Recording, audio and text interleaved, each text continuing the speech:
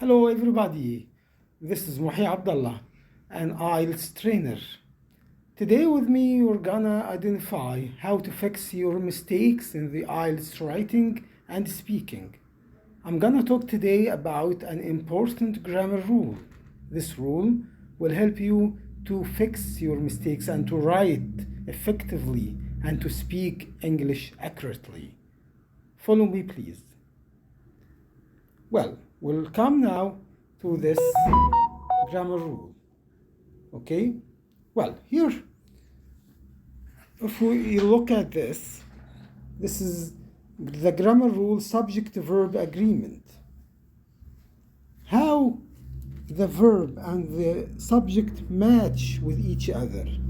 This is very important because in every sentence we need to write a subject and a verb.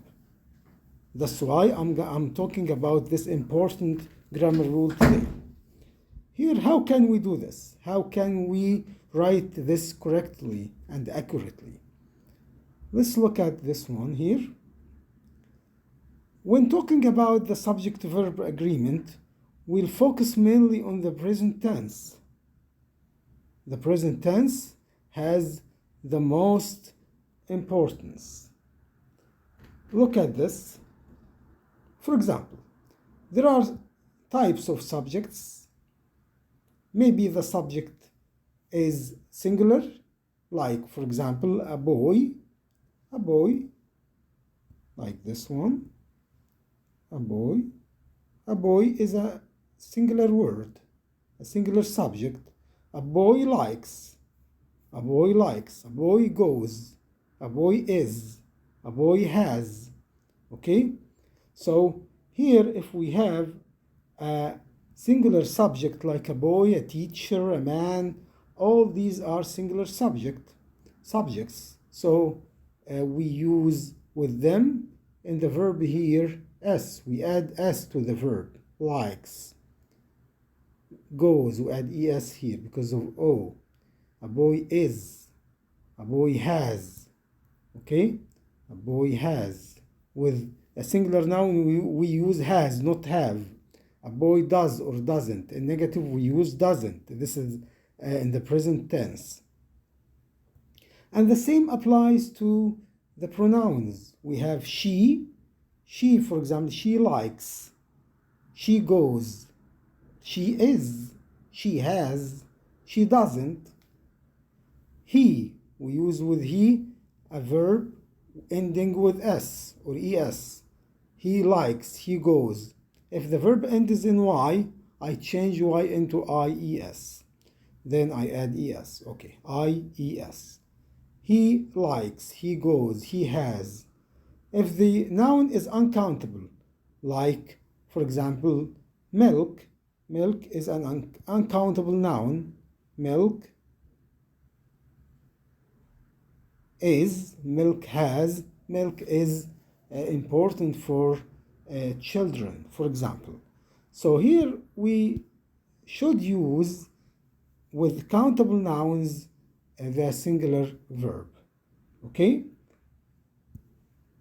This is the first part. So with all these types of subjects, we use a verb ending in s, es. We use has, use is, use doesn't in negative. Okay, what about the plural noun at the present tense? Look at this one. Plural subjects. So here with the plural subjects, if the noun is or the subject is plural, like for example, boys, okay? Boys like. We don't add s here to the verb following the subject. Boys like, boys go, boys are, boys have, boys don't. Okay? So with the plural noun, plural subject, we don't add an s to the end of the verb following this subject. Also with I use I like, I go, but not I are, I am. I say I am here. With I use am. Okay? So here we use am. I am. I have, I don't. With we like, we go, we are, we have, we don't. We don't add s to the verb, we don't use s, we use are, have, and don't. They like, they go, they are, they have, they don't.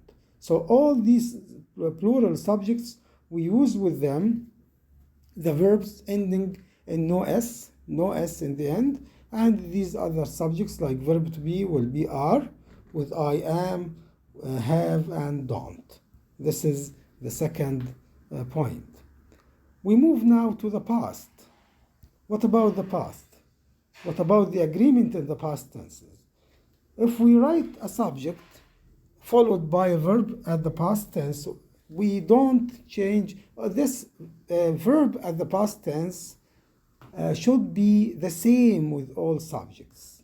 So if the subject is plural, if it's singular, if it's I or any pronoun, we don't change the subject, the verb. So she studied, they studied, I studied, the boys studied, the teachers studied, one teacher studied, okay? It is all these, it ran, for example, another example. So here we use the same verb with all subjects in the past. But what about this exception, was or were? Here with was, we use she. With was, we she, he, it, I, a singular noun or uncountable noun like water, juice, or milk, we use was. With plural subjects like we, you, they, plural, we use were. Okay?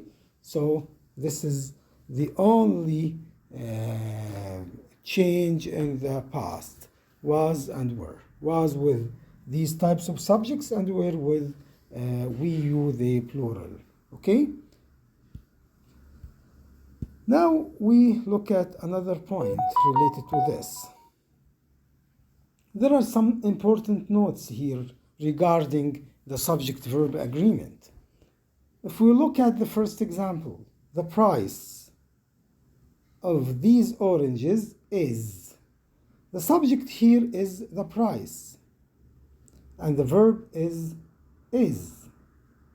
But between the subject and the verb, there is a propositional phrase which starts with of, a preposition. So this is called a propositional phrase, of these oranges.